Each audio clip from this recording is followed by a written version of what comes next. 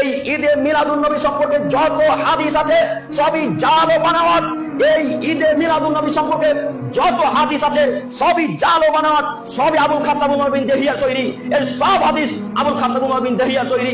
ঈদে মিলাদুন নবী পালন করা যাবে না, ঈদে মিলাদুন নবী পালন করা বেদাত, ঈদে মিলাদুন নবী পালন করা বেদাত, ঈদে মিলাদুন নবী পালন করা বেদাত। দেখি কোন মায়ের বেটার মুখে ক্ষমতা আছে বলতে পারে ঈদে মিলাদুন নবী পালন করা যায়? জি না, অসম্ভব হতে পারে না। ঈদে মিলাদুন নবী পালন করা কখনো যাবে না, একবারে স্পষ্ট বেদাত। যদি ঈদে মিলাদুন নবী পালন করা সুন্নাত হয় তাহলে মুহাম্মদ সাল্লাল্লাহু আলাইহি ওয়াসাল্লামকে আবার পৃথিবীর বুকে ফেরত আসতে হবেন।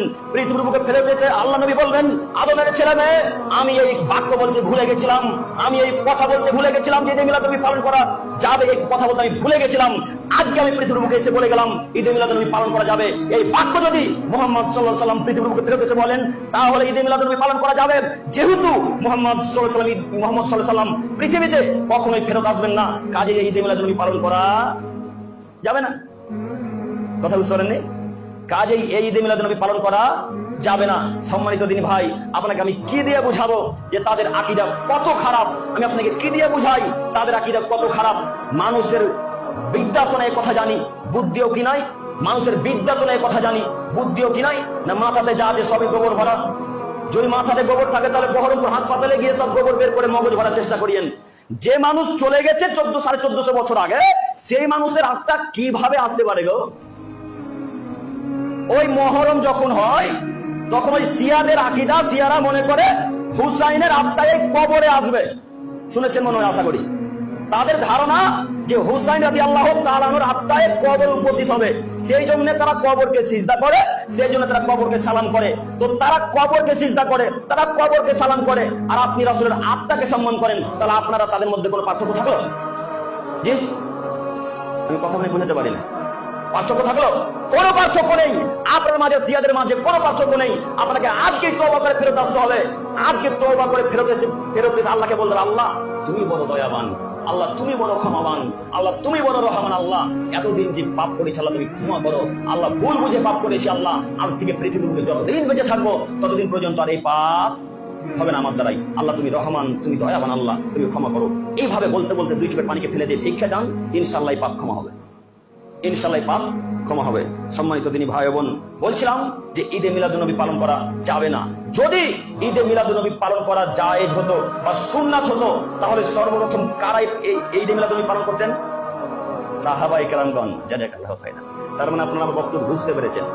যদি ঈদে মিলাদুন নবী পালন করা জায়েজই হতো, সুন্নাত হতো, তাহলে সর্বপ্রথম পালন করতেন আবু বকর রাদিয়াল্লাহু তাআলা আনহু, তারপরে পালন করতেন উমর রাদিয়াল্লাহু তাআলা আনহু, তারপরে পালন করতেন উসমান রাদিয়াল্লাহু তাআলা আনহু, তারপরে পালন করতেন আলী, এরপরে বিখ্যাত বিখ্যাত যত সাহাবী আছে তারা সবাই পালন করতেন।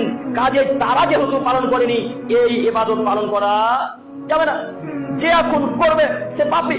গায়ের জোরে সবকিছু করা যায়, ক্ষমতার জোরে তো সবকিছু করা যায়, কিন্তু ক্ষমতার জোরে জান্নাত কিনা যায় না। এত সহজে জান্নাত পাওয়া যায় না, খুব জটিল ও কঠিন ভাবে জান্নাত পেতে হয়। সৎ আমল করে বেদাতের মুখে লাথি মেরে দিয়ে রাসূলের কথাকে ধরে আঁকড়ে ধরে জান্নাত হবে ইনশাআল্লাহ। সম্মানিত মুরব্বী সাহেব, আরো হাদিস পেশ করি, একটু আমার দিকে তাকান। আয়েশা রাদিয়াল্লাহু তাআলা আনহা থেকে বর্ণিত, তিনি বলেন রাসূলুল্লাহ সাল্লাল্লাহু আলাইহি ওয়াসাল্লাম বলেছেন, মান আহদাথা ফি আমরিনা হাযা মা লাইসা মিনহু ফাহুয়া রাদ। হে পৃথিবীর আদমের ছেলে মেয়ে, তোমরা শোনো, যদি কোনো মানুষ দিনের মধ্যে এমন কোনো কথা প্রবেশ করায়, যদি কোনো মানুষ দিনের মধ্যে এমন কোনো কথা প্রবেশ করায় যা তার মধ্যে নেই, সেই কথা বাতিল, সেই কথা বাতিল, সেই কথা বাতিল। আর একটি হাদিস পেশ করি, তারপরে 2টা হাদিসের ব্যাখ্যা একসাথে। আয়েশা রাদিয়াল্লাহু তাআলা আনহা থেকে বর্ণিত, তিনি বলেন রাসূলুল্লাহ সাল্লাল্লাহু আলাইহি ওয়াসাল্লাম বলেছেন, মান আমিলা আমালান লাইসা আলাইহি আমরুনা ফাহুয়া রাদ। আদমের ছেলে মেয়ে, তোমরা শোনো, যদি কোনো মানুষ এমন আমল করে যে আমলে আমার কোনো আদেশ নেই, যদি কোনো মানুষ এমন আমল করে যে আমলে আমার কোনো আদেশ নেই, যদি কোনো মানুষ এমন আমল করে যে আমলে আমার কোনো আদেশ নেই, সে আমল বাতিল, সে আমল বাতিল, সে আমল বাতিল।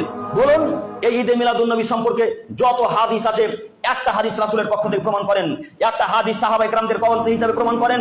যদি প্রমাণ করতে পারেন, সেদিন থেকে আমি আব্দুল করিম আমিনুল ইসলাম বলে গেলাম, আপনাদের জাতির সামনে সকলের সামনে বলে গেলাম, আমি ওই ঈদে মিলাদুন নবী পালন করব ইনশাআল্লাহ।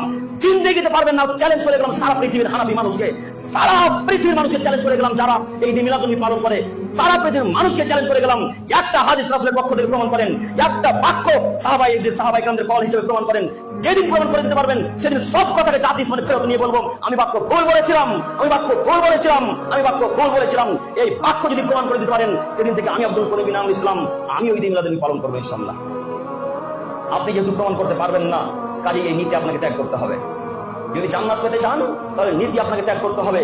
রাসূল সাল্লাল্লাহু আলাইহি ওয়াসাল্লামের মোতাবেক চলবে যারা জান্নাতে যাবে তারা, রাসূলুল্লাহ সাল্লাল্লাহু আলাইহি ওয়াসাল্লামের মোতাবেক চলবে যারা জান্নাতে যাবে তারা, রাসূলুল্লাহ সাল্লাল্লাহু আলাইহি ওয়াসাল্লামের মোতাবেক চলবে যারা জান্নাতে যাবে তারা।